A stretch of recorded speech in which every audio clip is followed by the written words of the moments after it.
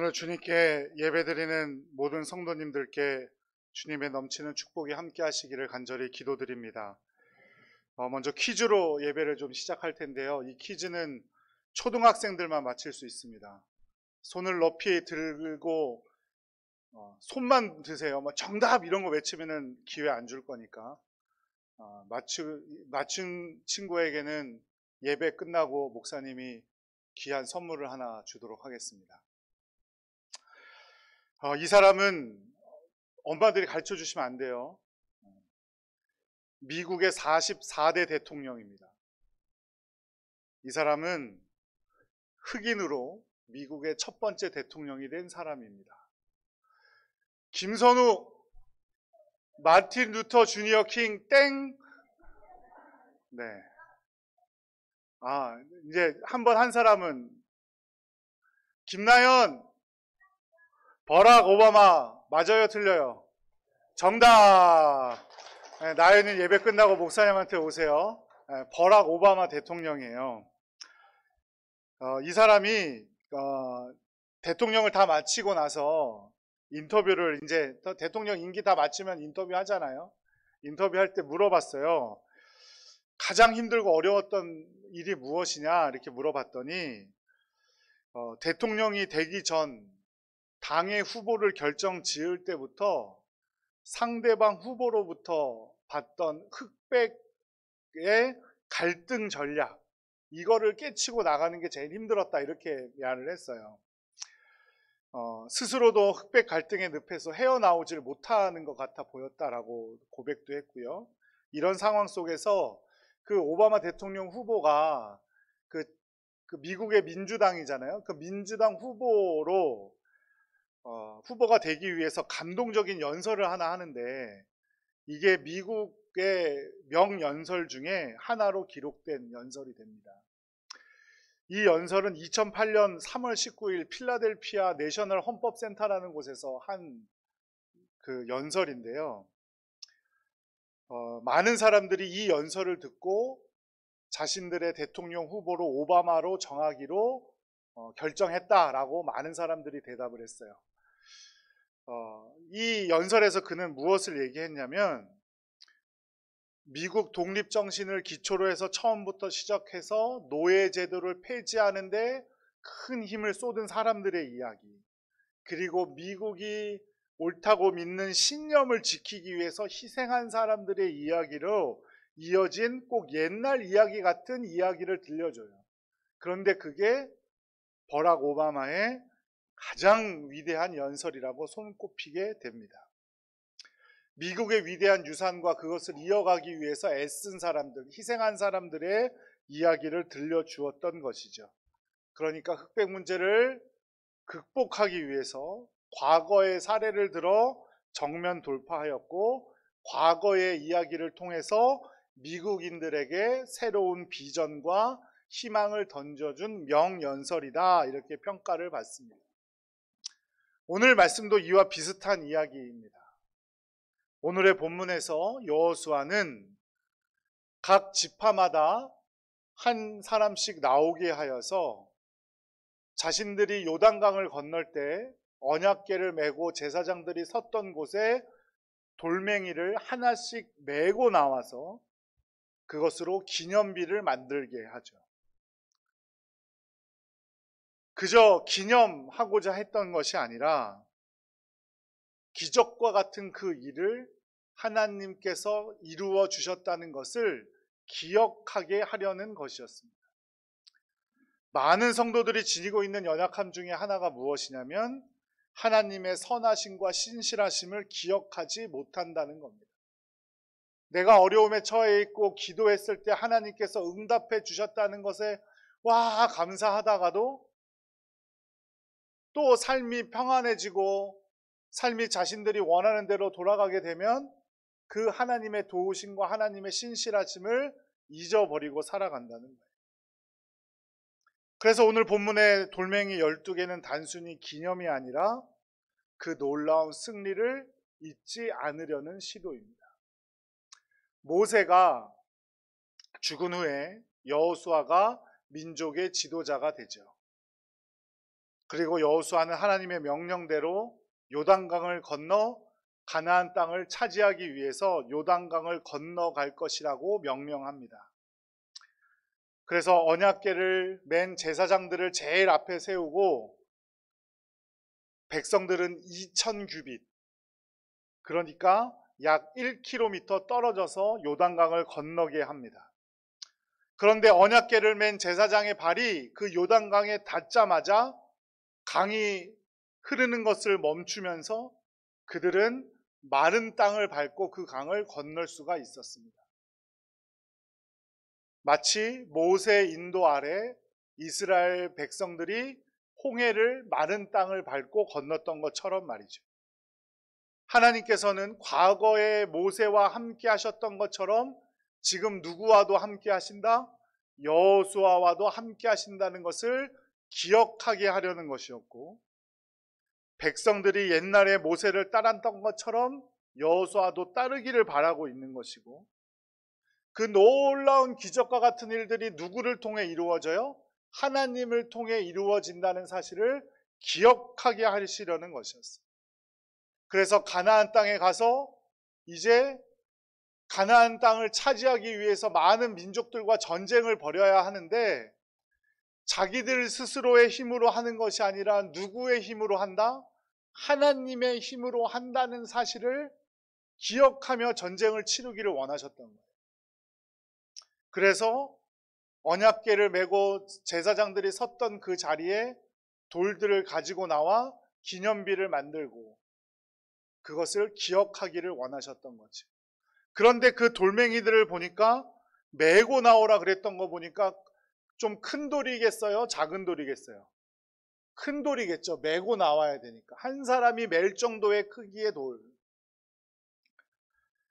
오늘 말씀이 여호수아 4장인데 이 이야기가 여호수아 3장에 기록되어져 있고요. 이 여호수아 3장에 대한 부연 설명이 여호수아 4장에 기록되어져 있어요.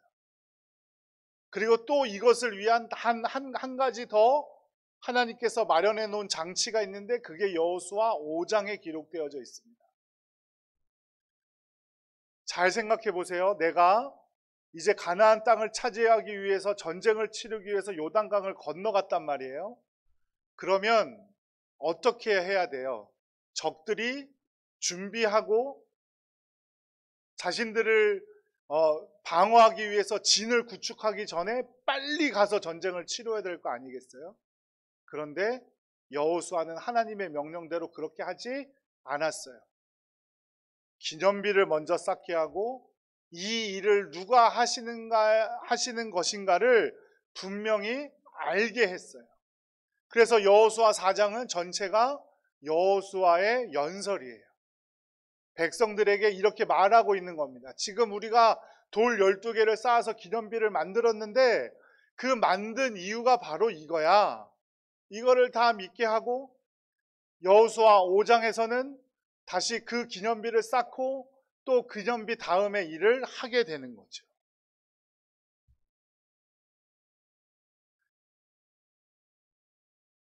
여호수아는 그만큼 전쟁의 승리가 누구에게 달려있다? 하나님께 달려있다는 사실을 기억하게 하고 싶었던 겁니다. 여호수아 4장 6절 7절을 함께 읽어보죠. 이것이 너희 중에 표징이 되리라. 후일에 너희 자손들이 물어 이르되 이 돌들은 무슨 뜻이냐 하거든 그들에게 이르기를 요단 물이 여호와의 언약궤 앞에서 끊어졌나니 그 언약궤가 요단을 건널 때에 요단 물이 끊어졌으므로 이 돌들이 이스라엘 자손에게 영원히 기념이 되리라 하라 하니라. 여호수아는 분명히 밝히고 있어요. 이 기념비를 쌓는 것은 누구를 위한 거라는 거예요? 지금 살고 있는 사람들? 아니죠. 너희 자손들을 위해 쌓고 있는 거다 이렇게 말합니다. 자손들에게 보여주려고. 요단물이 여호와의 언약궤 앞에서 끊어져서 그 마른 땅을 우리가 건널 수 있다. 그 놀라운 일이 하나님의 능력으로 이루어진 것이다 라는 사실을 알려주기 위해서 지금 이런 일을 하고 있다라고 말합니다. 하나님은 그들이 하나님의 신실하심을 기억하며 담대하게 미래를 향해서 나가기를 원하셨던 거예요. 우리나라 사람들이 일본 사람들에 대해서 이성적으로는 설명할 수 없는 희한한 감정 가지고 있는 이유는 무엇입니까? 일본 사람들에게는 가위바위보도 져도 안 된다는 그런 마음은 왜 품고 있는 겁니까? 일본 사람들이 자신들이 침략한 역사를 기억하기는커녕 그 역사를 지워버리려고 하고 오히려 왜곡하려고 하니까 그런 마음을 품는 거 아니겠습니까? 그죠? 오늘 본문도 보세요. 아까 말씀드렸듯이 요단강을 건너가는 일이 3장, 기억하려는 일이 4장, 그리고 5장에 가면 무슨 일이 있느냐? 40년 광야 생활 동안 하지 않던 일을 합니다. 무엇이냐면 8살 이상 된 남자들에게 무엇을 베푸는데요? 그것이 바로 할례를 베풀게 됩니다. 광야 40년 동안 할례를 베풀지 않았어요. 할례를 하지 않았다고요. 뭐 위생적인 문제도 있었겠고 물이 없다는 문제도 있었겠죠. 근데 뭐 사정이 그렇게 딱히 변한 게 없잖아요. 게다가 앞서 말씀드렸듯이 전쟁은 빨리 해야 되는데 빠르게 쳐들어가서 준비가 되기 전에 싸워도 이길 수 있을까 말까 한데 할례를 받으면 적어도 일주일은 움직일 수가 없잖아요. 그럼에도 불구하고 자신의 몸에 상처를 내면서까지 하나님을 기억하고 자신의 능력이 아니라 하나님의 능력으로 하는 것임을 기억하게 하고자 했던 거예요. 하나님께서는 유대인들에게 또 이렇게 만들어 놓으신 게 있어요. 하나님을 기억하라고 만들어 놓으신 것, 그게 바로 절기죠. 3번의 절기. 그 절기는 무엇과 연관이 있어요? 추수와 연관이 있어요. 모든 3가지 절기는 다 추수 때예요. 그러니까 추수하면서 보리도, 밀도, 무화과의 나무도, 포도나무의 열매도 모두 누가 주신 것이다? 하나님이 주신 것이라는 것을 기억하게 하시려는 거예요. 그저 절기통에서 잘 먹고 교회 위에서 헌금 걷고 그러려고 하는 게 아니에요. 그 절기를 통해서 지금 여기까지 나를 이끌어 오신 분이 하나님이시구나라는 사실을 잊지 않게 하기 위해서.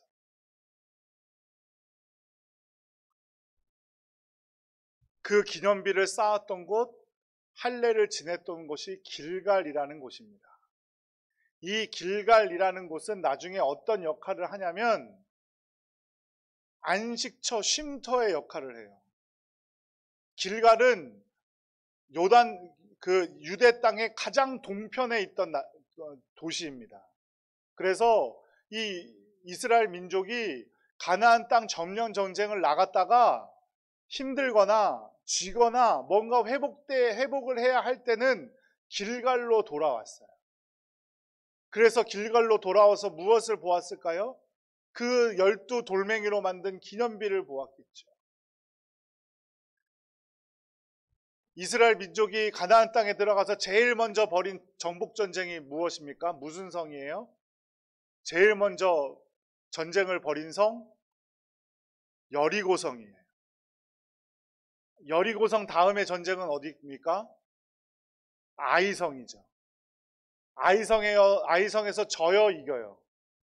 져요. 여리고성은 이겼는데 여리고성보다 한참 적은 아이성에서는 싸움에 졌어요. 그리고 나서 이스라엘 백성이 어디로 돌아오게요? 길갈로 돌아오게 돼요. 그래서 다시 한번 자기들을 정비하고 다시 전쟁에 나아갑니다. 후에 다윗에게 기름을 부었던 사무엘이 온 유대 땅을 돌아다니면서 하나님의 말씀을 전하고 하나님의 믿음을 다시 세우는 일을 하는데 그때마다 한 마을이 끝나면 자기의 영적인 것도 보충하고 육적인 것도 보충하기 위해서 들렸던 곳이 길갈이에요. 길갈이 그 12 돌멩이로 만든 기념비 덕분에 그 역할을 하는 겁니다. 하나님을 기억하게 하는 역할. 오늘 우리에게도 우리의 나약함과 부족함에도 불구하고 나 같은 죄인을 사랑해 주시고 구원해 주시는 하나님의 놀라운 은혜를 기억하게 하는 여러분만의 돌멩이가 필요해요. 여러분은 무엇을 보면서 다시 하나님을 기억하고 다시 하나님 앞에 서려고 노력하십니까? 하나님의 약속을 의지해서 다시 건너고 이기고 극복할 수 있다는 믿음의 유산을 자녀들에게 물려주는 가정이 되시기를 간절히 축복합니다. 그래서 우리 자녀들도 어려움을 만나고 자신의 연약함을 느낄 때마다 세상 사람들을 찾아가고 세상적인 방법을 따르는 게 아니라 오직 하나님을 찾음으로 하나님의 능력으로 문제를 해결해 나가는 우리 자녀들로 만들어 나가시기를, 양육해 나가시기를 간절히 축복합니다. 여호수아 24장이 여호수아의 가장 끝장이에요. 가장 끝장의 가장 끝에 절 중에 하나가 27절인데 한번 읽어볼게요. 여호수아 24장 27절 시작. 모든 백성에게 이르되 보라, 이 돌이 우리에게 증거가 되리니 이는 여호와께서 우리에게 하신 모든 말씀이 이 돌이 들었음이니라. 그런즉 너희가 너희의 하나님을 부인하지 못하도록 이 돌이 증거가 되리라 하고, 여호수아가 하나님께서 주신 모든 사명을 다 감당하고 이제 지나온 삶을 되돌아보면서 이야기를 남긴 게 바로 여호수아 24장인데 돌들이 들었대요. 돌이 들을 수 있어요, 없어요? 못 듣죠. 돌이 들었다는 것은 무슨 의미입니까? 이 돌의 의미가 하나님을 기억하라는 것이고 이 돌들에 각인되어 있는 것이다. 그러니 절대 하나님을 부인하지 못하도록 너희 자녀들에게 이 돌들을 설명해 줘라, 이 말이죠. 아브라함을 보세요. 많은 일들이 있었지만 결국 하나님께 믿음을 인정받는 일은 어떤 일 다음에 이루어졌냐면 하나밖에 없는 이삭을 바치는 것으로 하나님께 믿음을 인정받아요. 이것이 무슨 뜻입니까? 부모는 자녀들을 통해 인정받는다는 의미예요. 조금 불편하실지도 모르겠지만 잘 들으셔야 돼요. 부모의 믿음은 자녀들을 통해 인정받는 거예요. 내가 지금 아무리 잘 믿고 있다 할지라도 내 자녀들이 믿지 않고 내 자녀들이 신앙생활하지 않고 내 자녀들이 신앙에서 실패한 모습을 보인다면 우리 하나님께서는 우리 자녀들을 보고 나를 평가하신다는 거예요. 참 어려운 문제입니다.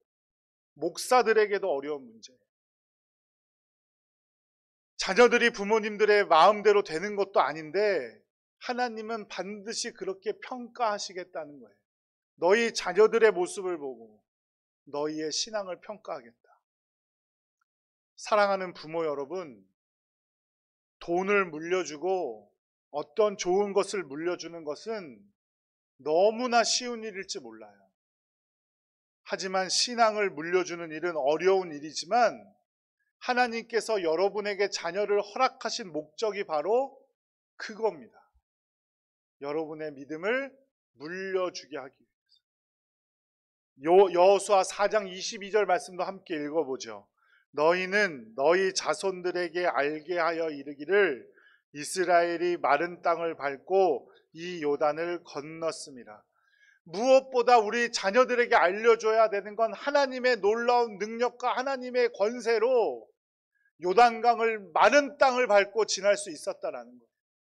그 놀라운 힘이 누구에게 있다는 겁니까? 하나님께 있다는 거예요. 그거 알려줘야 되는 거예요. 우리 하나님을 알게 할 의무가 우리 부모님들께 있어요. 권리가 아니에요. 의무예요. 하나님의 명령입니다. 사랑하는 또 자녀 여러분, 여러분이 좋든 싫든 하나님의 인도하심에 따라 여러분은 하나님을 믿는 가정에서 태어났어요. 그것은 하나님께서 여러분에게 주신 너무나 훌륭한 기회입니다. 힘써 부모님들께 효도하며 하나님을 배워나가길 축복합니다. 여러분의 이성으로 그리고 정신으로 하나님을 믿는 것을 거부할 수도 있어 보여요. 하지만 여러분의 이성이 크다고 한들 하나님보다 클 수 없으며 여러분의 부모님들이 이성적이지 못하여 하나님을 믿고 있는 것이 아닙니다.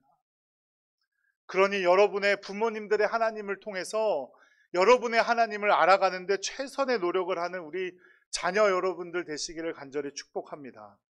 제가 뭐 예언의 능력은 없고 장담할 수 있는 능력은 없지만 한 가지 장담할 수 있다면, 만일 여러분들의 부모님이 하나님을 믿지 않았다면 여러분은 지금보다 훨씬 더 불행한 삶을 살고 있었을 거예요. 네, 그거 하나만큼은 장담할 수 있어요. 여러분에게 좋은 것을 베풀어 주시는 부모님들의 마음은 그냥 생기거나 혈연 때문에 자연스럽게 생긴 게 아닙니다. 부모님들의 믿음 때문임을 꼭 기억하셔야 합니다. 부모는 자녀들에게 믿음으로 유산으로 물려주고 우리 자녀들은 최선을 다해 그 믿음을 이어가야 할 줄로 믿습니다. 믿음의 유산이 자연스럽게 이어질 수 있는 모든 가정들이 되시기를 간절히 축복합니다. 그럴 때 여러분의 가정이 정말 하나님의 놀라운 복을 받는 가정, 하나님의 기적이 살아있고 하나님의 능력이 살아있는 가정이 될 줄로 믿습니다. 우리 부모님들이 아무리 자녀들을 잘 돌본다 할지라도 결국 언젠가는 도움을 줄 수 없을 때가 오고 우리 자녀들의 도움으로 살아가야 할 때가 옵니다. 살다 보면 자녀들에게도 인생의 혹독한 겨울을 맞이할 때도 있겠죠. 하지만 그럴 때마다 하나님을 의지하고 주님의 도움을 받을 수 있도록 훈련해야 합니다. 이것이 자녀들에게 물려줄 가장 위대한 유산임을 사랑하는 여러분 꼭 기억하시기 바랍니다. 성경에서 말하는 신앙교육의 핵심은 바로 부모의 체험을 통해서 우리 자녀들이 하나님을 알아가는 겁니다. 가장 비참하고 낮고 보잘것없는 노예 같던 우리 부모님들의 믿음을 통해서 하나님의 능력과 사랑을 우리 자녀들에게 전수하는 겁니다. 우리 자녀들이 부모님들이 겪었던 어려움들, 힘든 생활들 겪을 필요는 없겠죠. 하지만 우리 부모님들이 신앙 안에서 그런 힘든 세월을 견뎌왔음을, 그렇게 견딜 수 있게 해주신 능력이 하나님께로부터 왔음을 우리 자녀들에게 가르쳐야 함은 분명하고 그것을 게을리해서는 안 될 겁니다. 우리 자녀들에게 나를 도와주시고 힘을 주신 우리 하나님 아버지를 알려주는 일에 전력을 다하시기를 간절히 기도드립니다. 또 우리 자녀들은 전력을 다해 배워나가길 바랍니다. 그럴 때 가장 위대한 유산, 그 믿음을 물려받는 그 가정 가운데 주님의 넘치는 은혜와 주님 이 땅에서 부어주시는 넘치는 복이 함께 할 줄로 믿습니다. 기도하겠습니다.